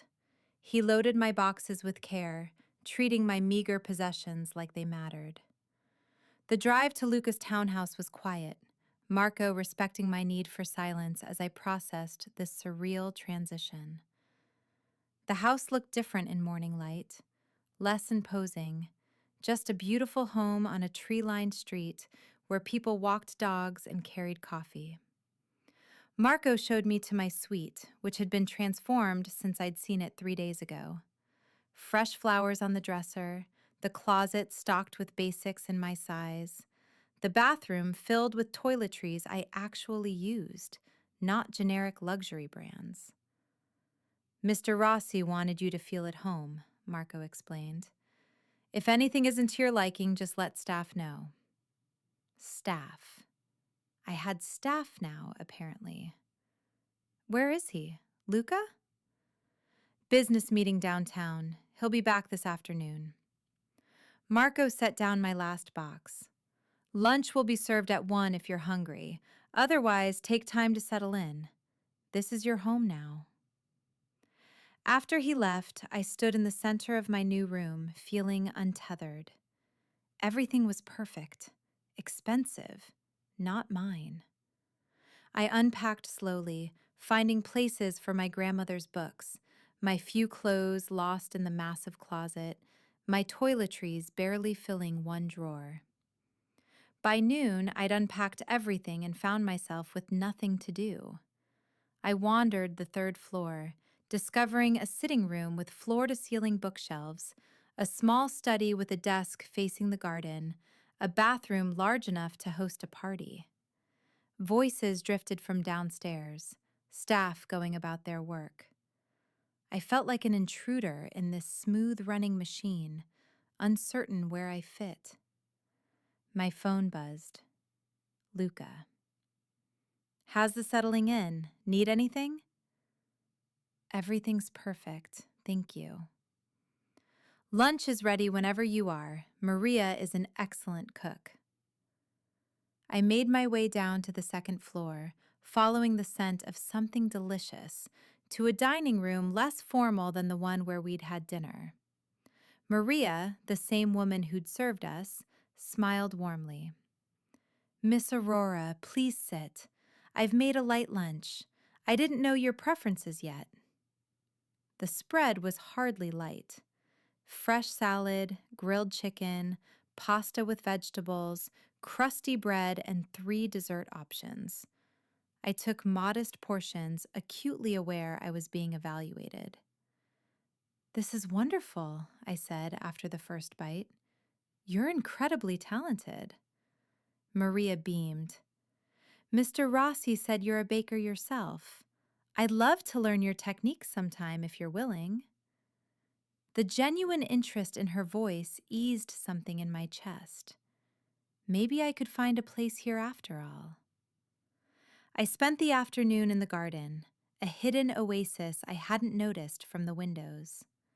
Someone had put considerable care into creating this space, mixing formal structure with wild abundance. I found a bench beneath an old oak tree and sat with my grandmother's oldest recipe book, running my fingers over her handwritten notes. I hope you know what you're doing, Nona, I whispered to the pages, because I'm not sure I do. Talking to yourself or the book? I jumped, nearly dropping the precious volume. Luca stood a few feet away, suit jacket draped over his arm, tie loosened. He looked tired. The first time I'd seen anything but complete control in his expression. My grandmother wrote these, I said, clutching the book. Sometimes I talk to her through them. Helps me think. He moved closer, gesturing to the bench. May I? I nodded, and he sat beside me, close enough that I could feel his warmth, but not crowding. He smelled of fall air and that sandalwood cologne that was becoming familiar. How was your first day? He asked. Surreal. Beautiful, but surreal. I keep expecting to wake up. It's an adjustment, but you'll find your rhythm. He glanced at the book. What recipe are you consulting? Her chocolate torte. She used to make it for special occasions. Claimed the secret was in when you folded the eggs. Will you make it sometime? I'd like to taste something from those pages. The request was simple, but it felt significant somehow. Like he was asking to know a piece of my history, my heart. Maybe, if you're good. His laugh was surprised and genuine. If I'm good, you realize most people don't set conditions on me. Then most people are missing out on the fun of making you work for things. Something shifted in his eyes, heat flickering behind the control. Careful, Aurora. I tend to want things more when they're difficult to obtain. The air between us suddenly felt charged, heavy with possibility. I stood quickly, needing distance. I should let you rest. You look exhausted. Negotiations took longer than expected. He stood as well, rolling his shoulders. There's something we should discuss. I have an event Tuesday evening, gallery opening. Several important business associates will be there. It will be our first public appearance together. Reality crashed back. The arrangement, the role I'd agreed to play. So soon? Better to establish the relationship quickly. Rumors spread fast in certain circles. He studied my face. You'll need something appropriate to wear. I've arranged for a stylist to come Monday. She'll take care of everything. I can dress myself. I know you can. But these events have expectations. The stylist will help you navigate them. His tone softened. Think of it as armor, not costume. You're still you, just dressed for battle. The phrase resonated. Armor, not costume. Maybe I could do this after all. Okay, Monday for the stylist. Thank you. He hesitated then. Aurora, I know this is overwhelming, but you're not alone in this. If you need anything, anything at all, just ask. After he left, I returned to my suite and found a tablet on the desk I hadn't noticed before. A note in strong handwriting. For your bakery research and recipes, access to any sites or resources you need. L. The thoughtfulness of it cracked something in my chest. He'd remembered my dream, created space for it, even in this arrangement. Monday, the stylist arrived with enough clothes to stock a boutique. Claudia was efficient and kind, listening to my concerns about looking like myself while fitting Luca's world. Mr. Rossi was very clear, she said, holding up a dress in deep emerald silk. Nothing too revealing, nothing that makes you uncomfortable. We're enhancing your natural style, not changing it. She was true to her word. The clothes she selected were beautiful but wearable, dresses and separates I could imagine actually living in. For the gallery opening, she chose a midnight blue dress in silk that flowed like water, elegant without being ostentatious. You'll stop traffic, she promised, but in a way that feels like you. Tuesday evening arrived too quickly. I dressed carefully, my grandmother's locket at my throat, hands trembling slightly as I fastened the delicate clasp. This was it. The first test of whether I could play this role convincingly. Luca knocked at 7 precisely. When I opened the door, his expression transformed from controlled politeness to something deeper, more primal. You're breathtaking, he said simply. Claudia did good work. Claudia had excellent material to work with. He offered his arm. Ready? The gallery was in Chelsea, all white walls and dramatic lighting. As we entered, I felt the shift in attention, heads turning, conversations pausing, eyes assessing. Luca kept his hand at the small of my back, possessive but not controlling, guiding me through the crowd. Luca, we'd heard you might come. A silver-haired man approached, his eyes flickering to me with undisguised curiosity. And who is this lovely creature? Marcus, meet Aurora Reyes. Aurora, Marcus Wentworth, curator and insufferable snob. Marcus laughed, taking my hand. Guilty on both counts. How did someone like you end up with someone like him? Elevator accident, I said, making Luca choke on his champagne. We moved through the crowd, Luca introducing me to dozens of people whose names blurred together. Business associates, artists, society figures. Everyone wanted to know about me, about us, about how we'd met. Luca deflected most questions smoothly, but I caught the calculation in people's eyes. They were measuring, assessing, trying to determine what my presence meant. You're doing beautifully, Luca murmured during a quiet moment. Natural, charming. Everyone is completely convinced. Convinced of what? We haven't even touched. His eyes darkened. That's easily remedied. He pulled me closer, his hand spanning my waist, thumbs stroking in slow circles that sent awareness cascading through me. To anyone watching, it looked like casual affection. To me, it felt like lightning. Is this necessary? I asked, breathless. Extremely. My competitors are watching, wondering if you're a weakness they can exploit. His lips brushed my temple, intimate and claiming. Let them see you're protected, that you're mine. The word mine shouldn't have affected me. This was an arrangement, a role we were playing. But something in my body responded to his certainty, to the possessive warmth of his touch. There's someone here I need to warn you about, he said, his tone shifting to something darker. Viktor Kosov, Russian businessman with interests that occasionally conflict with mine. He'll try to get information from you, maybe offer to help you if you ever need to escape me. Why would he do that? Because causing me problems amuses him. Luca's hand tightened on my waist. Don't engage. Don't accept anything from him. Don't be alone with him. Before I could respond, a man appeared at Luca's shoulder, blond, pale-eyed, with a smile that didn't reach his face. Luca, what an unexpected pleasure. His accent was thick Russian, Viktor Kosov, clearly. And this must be the mysterious Aurora I've heard whispers about. Victor. Luca's voice went cold.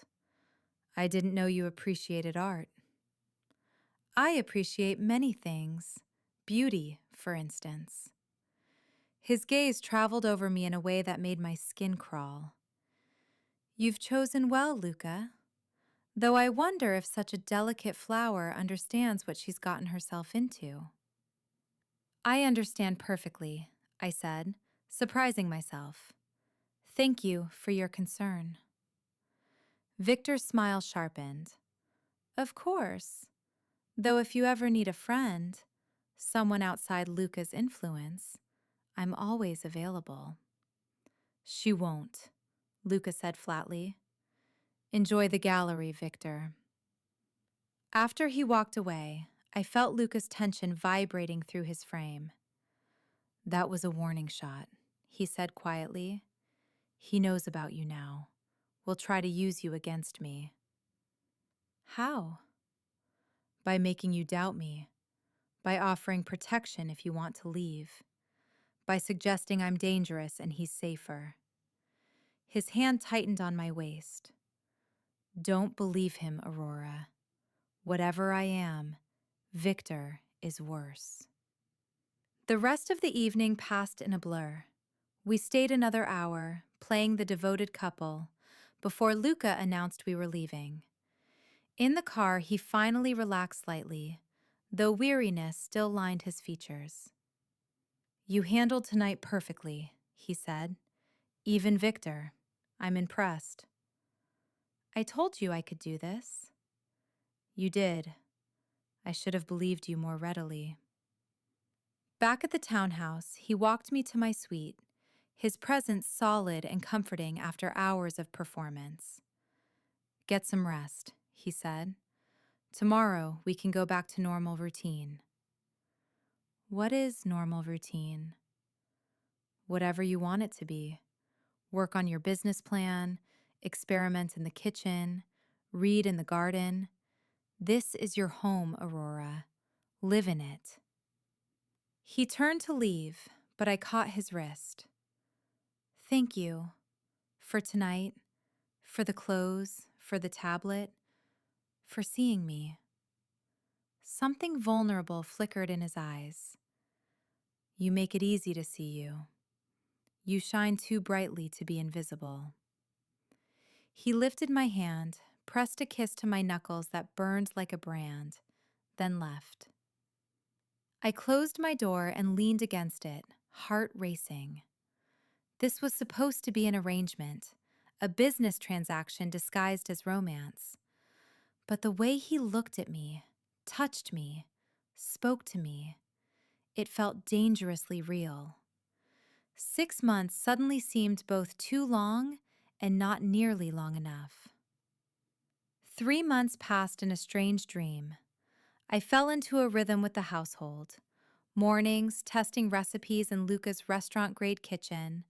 Afternoons, researching business plans in the garden. Evenings, occasionally playing the devoted girlfriend at Luca's business events. We attended dinners, galas, art openings, always together, always touching, always convincing. And somewhere along the way, the touches stopped feeling like performance. His hands at my back became comfort. His whispered comments during boring speeches became the highlight of my evening. His rare, genuine smiles became something I worked to earn. Braden had disappeared entirely. One visit from Luca's associates, and my ex-fiancé had suddenly moved to California for a new opportunity. I should have felt guilty about however that happened. Instead, I felt free.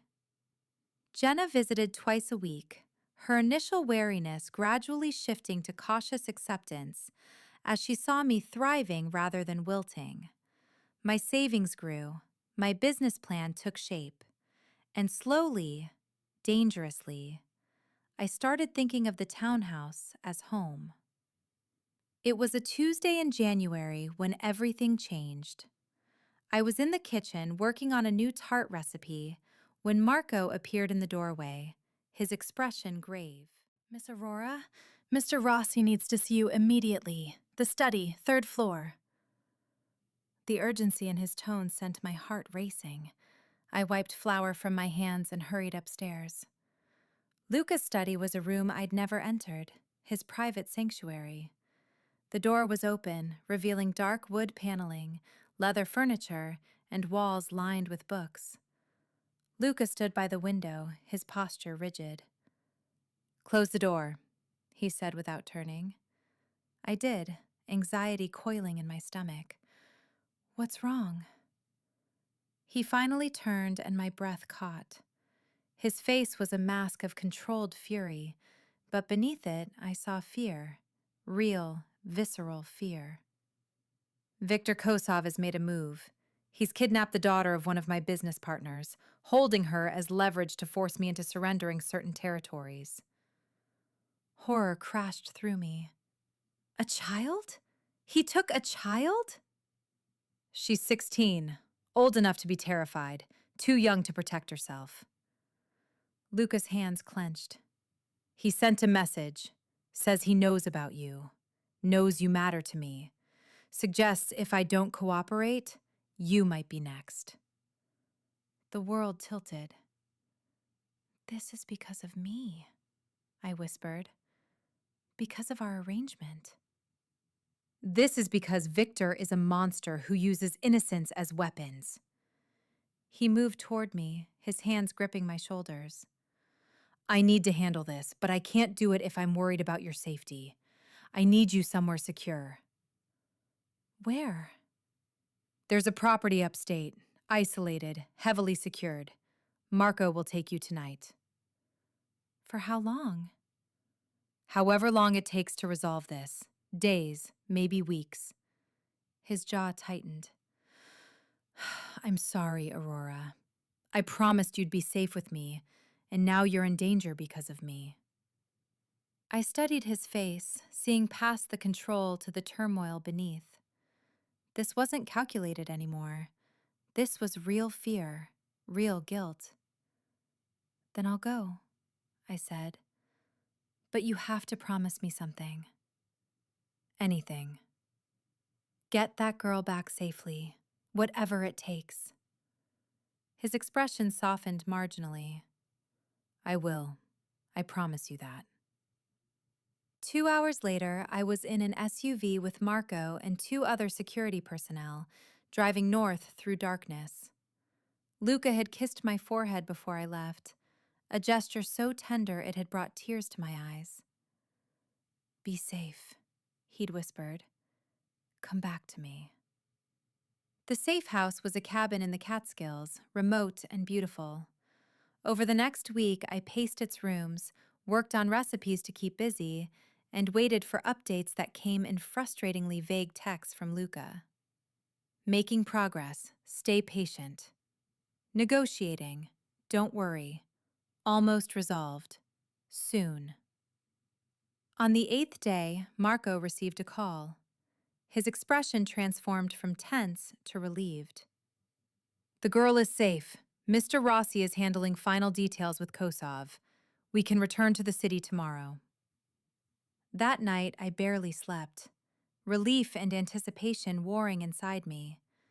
I wanted to see Luca, to confirm he was unharmed, to stop pretending our connection was just an arrangement.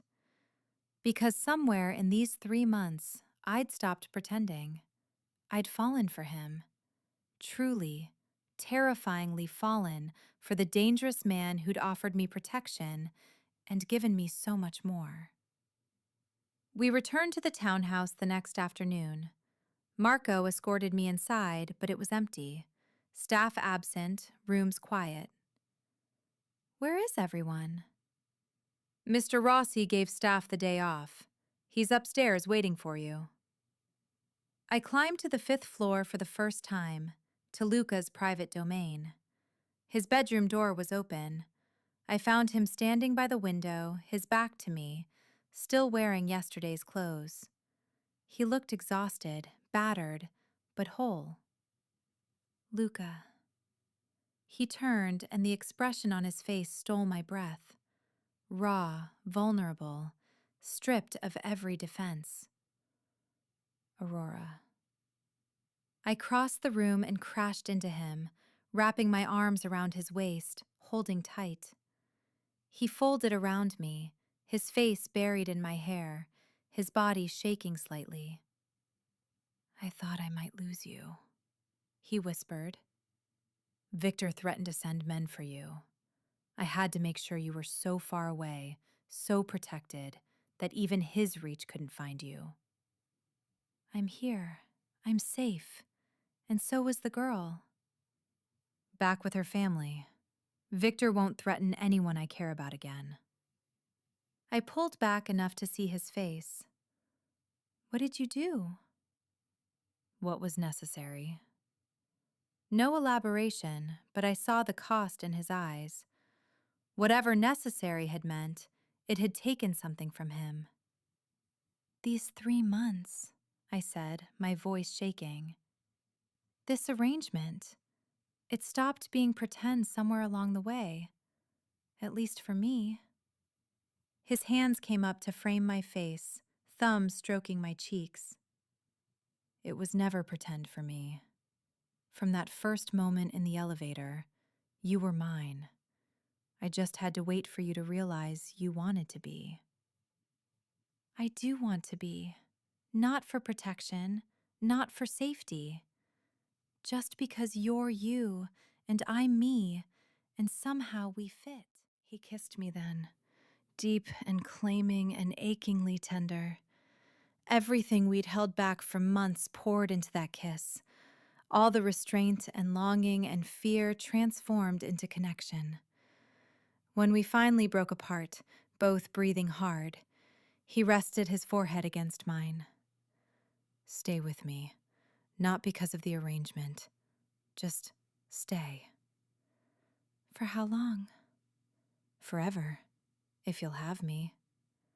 I thought about my grandmother's recipe books, about her instruction to never waste my talent making someone else rich. But Luca had never tried to make me smaller. He'd given me space to grow, resources to dream, protection to thrive. Yes, I said simply. Forever. His mouth found mine again, and this time there was no hesitation, no careful distance. His hand slid into my hair, angling my head to deepen the kiss. I melted into him, my fingers gripping his shirt, kneading him closer. He walked me backward until my legs hit the bed, but he didn't push, just held me there, his eyes searching mine in the afternoon light. Are you sure?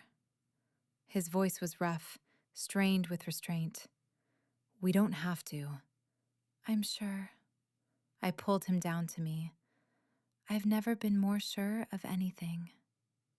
What happened next was slow and reverent, his hands learning every curve, every place that made me gasp, my fingers tracing the scars on his body, evidence of a life lived dangerously that he'd never fully shared. We took our time, memorizing each other, building heat with whispered words and shared breath. When we finally came together, it felt like coming home. Afterward, we lay tangled in his sheets, the winter sun painting golden stripes across our skin. His fingers traced lazy patterns on my shoulder. I love you, he said quietly. I know it's too soon, that we're supposed to take things slow, but I love you, Aurora. Have since that elevator. I love you too. I pressed a kiss to his chest, right over his heart. Even though you're dangerous and impossible, and you've completely upended my life. Especially because of that? especially because of that. The next weeks blurred together in golden contentment. Our arrangement became a real relationship, acknowledged between us even if the world still saw the same careful performance. But now, when Luca's hand found mine at events, I squeezed back with genuine affection. When he whispered in my ear during boring dinners, I leaned into him without thinking. We fell into new rhythms, mornings in bed, talking about everything and nothing, afternoons where I baked while he worked in his study, the door open between us, evenings where we cooked together, his rusty skills improving under my patient instruction. I learned about his childhood in Sicily, about the weight of family expectations, about building something legitimate from a legacy shadowed by questions. He learned about my grandmother's bakery, about the year I'd spent drifting after she died, about finding myself again through flour and sugar. It wasn't perfect. There were still parts of his business he wouldn't discuss, phone calls he took behind closed doors, associates who looked at me with calculating eyes. But he was mine, and I was his, and that felt like enough. Valentine's Day arrived with unexpected snow. I woke to find Luca already dressed, standing by the window watching fat flakes drift past. "I have something for you," he said without turning. "It's not even 7 in the morning." "I know, but I've been waiting 3 hours to give it to you, and my patience has limits." He handed me a folder, elegant and leather-bound. Inside were documents, legal papers, property deeds. I scanned them, not understanding. "What is this?" "The bakery space on 10th Avenue, the one you showed me last month, said it was perfect but out of your budget." He sat beside me on the bed. "It's yours. Fully renovated to your specifications, equipment ordered, permits secured. You can open Aurora Sweet Haven whenever you're ready." Tears blurred my vision. "Luca, this is too much. I can't." "You can." He cupped my face, wiping away tears with his thumbs. "You've spent 3 months living up to our arrangement, being exactly what I needed at every event, every meeting. But more than that, you've made this house a home. You've made me want things I'd given up on." "What things?" "A future that isn't just business. Mornings that feel like peace. Someone who sees the man underneath the reputation and loves him anyway." He kissed me softly. "Let me do this for you. Not as payment, not as transaction, but because watching you build your dream is going to be the greatest privilege of my life." I kissed him through tears, grateful and overwhelmed, and so completely in love it terrified me. "Thank you," I whispered against his mouth, "for seeing me, for believing in me, for being exactly who I needed." "Always," he promised, "for as long as you'll have me." The bakery opened in March to a line that stretched around the block. Word had spread through Luca's business connections, through food bloggers who'd somehow heard about my desserts, through neighborhood residents curious about the new place with the elegant sign. I stood behind the counter in my grandmother's apron, the one she'd worn for 40 years, flower-dusted and loved, and felt her presence like a blessing. Luca leaned against the far wall, watching with undisguised pride as I served customers, as my carefully crafted desserts disappeared into eager hands, as my dream became reality. When the lunch rush finally subsided, he approached the counter. "1 lavender macaron, please, and whatever the baker recommends." I laughed, wiping my hands on my apron. "The baker recommends you stop stealing inventory." "Can't help it. Everything you make is irresistible." He leaned across the counter, voice dropping low. "Much like the baker herself." Heat crept up my neck despite months of his flirtation. "You're shameless." "Completely." He caught my hand, pressing a kiss to my flour-dusted knuckles. How does it feel? Surreal? Terrifying? Perfect. I looked around at the space we designed together. Soft lighting, comfortable seating, glass cases displaying my grandmother's recipes brought to life. I keep expecting to wake up. You're awake, and you did this. His eyes held mine, dark and intense. I may have provided the space, but everything else, the talent, the vision, the heart that makes people line up around the block, that's all you. Maria emerged from the kitchen, wiping her hands. Aurora, we're running low on the raspberry tarts. Should I start another batch? Please, and Maria? I caught her arm. Thank you for everything, for believing in this crazy idea. She smiled warmly. It's not crazy when it's this good. Your grandmother would be so proud. That evening, after we'd closed and counted the day's earnings, more than I'd hoped, less than I'd feared, Luca walked me home through softly falling rain, not to his townhouse, to our townhouse. Because somewhere in the past 6 months, his home had become mine too. I have something else for you, he said as we climbed the stairs to our floor, no longer his floor or my floor, just ours. More than a fully equipped bakery? Luca, not that kind of gift. He led me to his study, to the desk where he conducted the business that still sometimes kept him up at night. He opened a drawer, pulled out a small velvet box. My heart stopped. Before you panic, he said quickly, this isn't what you think.